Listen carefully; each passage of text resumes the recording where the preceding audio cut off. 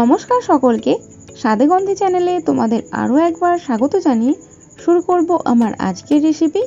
আমি আজকে তোমাদের সঙ্গে শেয়ার করছি মাছের ডিমের পাতুরি। মাছের ডিমের অনেক রকমের রেসিপি হয়, তবে তার মধ্যে থেকে একটা রেসিপি হলো মাছের ডিমের পাতুরি। ভেটকি মাছ, ইলিশ মাছ এসবের পাতুরি তো খেয়েছি, তবে আজকে একটু নতুনভাবে আমি মাছের ডিমের পাতুরিটা ট্রাই করলাম। আশা করব ভিডিওটা তোমাদের ভালো লাগবে। যদি ভিডিওটা ভালো লাগে তাহলে ভিডিওটিতে একটি লাইক করো। আর এর আগে আমি মাছের ডিমের বড়া বানিয়ে রেখেছি, যদি সেই ভিডিওটা দেখে আসতে চাও ফার্স্ট কমেন্টে লিঙ্ক দিয়ে দিলাম, গিয়ে দেখে আসতে পারো। তাহলে চলো আজকের রেসিপিটা শুরু করে যাক। দেখে নেওয়া যাক আমি কিভাবে মাছের পাতুরি বানিয়েছি।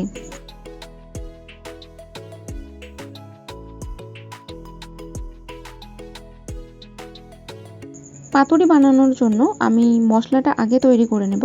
মশলা তৈরি করার জন্য এখানে আমি দিচ্ছি 1 চামচের মতো কালো সর্ষে, তার সঙ্গে দিচ্ছি 1 চামচ সাদা সর্ষে। আমি এখানে সাদা কালো দুটো সর্ষেই ব্যবহার করছি, তবে তোমরা যে কোনো একটা সর্ষে দিয়ে বানিয়ে নিতে পারো। এবার দিলাম 2 চামচের মতো নারকেল কোড়া, আর সঙ্গে দিচ্ছি দুটো কাঁচা লঙ্কা এবং অল্প একটুখানি নুন। এবার এই সবগুলোকে একসঙ্গে ভালো করে বেটে নেব, মিহি একটা পেস্ট বানিয়ে নেব। মশলাটার ঠিক এরকম একটা পেস্ট বানিয়ে নেব। আর এদিকে বাটিতে আমি নিয়ে নিয়েছি 200 গ্রাম মাছের ডিম। মাছের ডিমের মধ্যে দিয়ে দিলাম 1 চা চামচ হলুদ গুঁড়ো। এবার দেব স্বাদ অনুযায়ী নুন।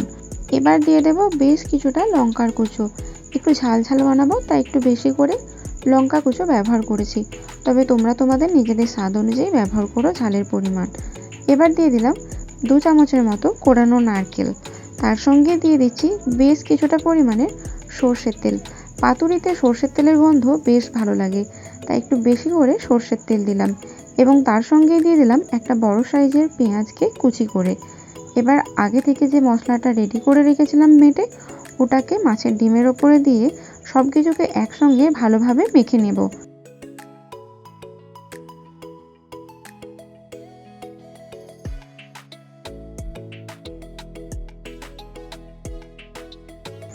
পাতুরি বানানোর জন্য মাখাটা একদম রেডি হয়ে গেছে।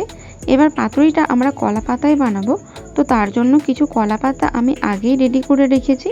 কলা পাতাগুলো একটু তাওয়ার মধ্যে দিয়ে ভালোভাবে সেঁকে নিয়েছি, যাতে করে কলা পাতার যে জলো ভাবটা থাকে সেটা মরে যায় এবং পাতাটাকে এভাবে মুড়তে সুবিধা হয়। কলা পাতাতে পাতুরি বানালে এভাবেই আগে পাতাটাকে সেঁকে নেবে। যদি সেটা না পারো তাহলে বেশ কিছুটা পরিমাণ জলকে ভালো করে ফুটিয়ে নেবে। ফুটিয়ে নিয়ে পাতাটাকে 5 থেকে 7 মিনিট ডুবিয়ে দিলেই পাতার মধ্যে যে জলো ভাবটা থাকে সেটা চলে যাবে এবং পাতাটা এরকম নরম হয়ে যাবে। পাতুরিটা কিভাবে তৈরি করলাম, 2 চামচ মাখানো ডিমের ব্যাটার কলা পাতার উপরে দিয়ে উপর থেকে একটা কাঁচা লঙ্কা চিরা দিলাম। এবার 2 সাইড থেকে কলা পাতাটা মুড়ে নিয়ে ওপর নিচ দিক থেকেও মুড়ে দিলাম, যাতে করে ব্যাটারটা না বাইরে বেরোয়। এবার একটা সুতো দিয়ে কলা পাতার চারপাশে মুড়ে দেব, যাতে করে কলা পাতাটা খুলে না যায়। কলা পাতা খুলে গেলে ভেতরের পাতুরির মাল মশলা বেরিয়ে যাবে এবং এটা আর পাতুরি থাকবে না। তাই একটা সুতো দিয়ে কলা পাতার মুখটাকে ভালো করে বেঁধে নিতে হবে, ঠিক যেভাবে আমি বাঁধছি।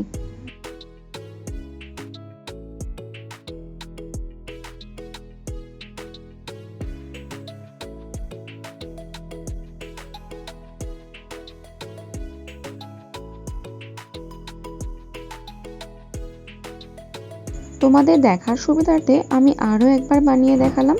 ঠিক একই পদ্ধতিতেও তোমরা পাতুরিগুলো বানিয়ে নিও।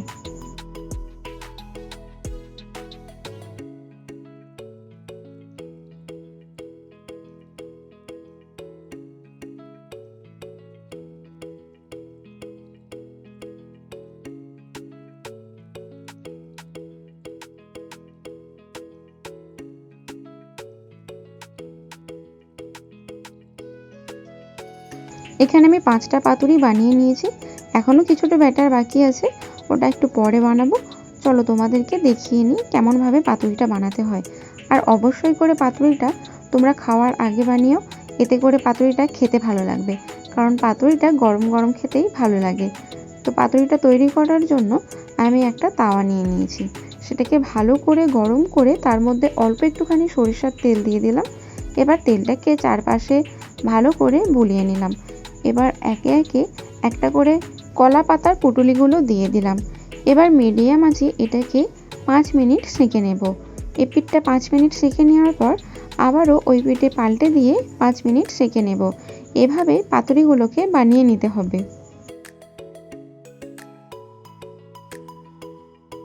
এই পিঠটা 5 মিনিট রান্না করা হয়ে গেছে। এবার অপর পিঠে পাল্টে দিয়ে আবারও 5 মিনিট রান্না করে নেব।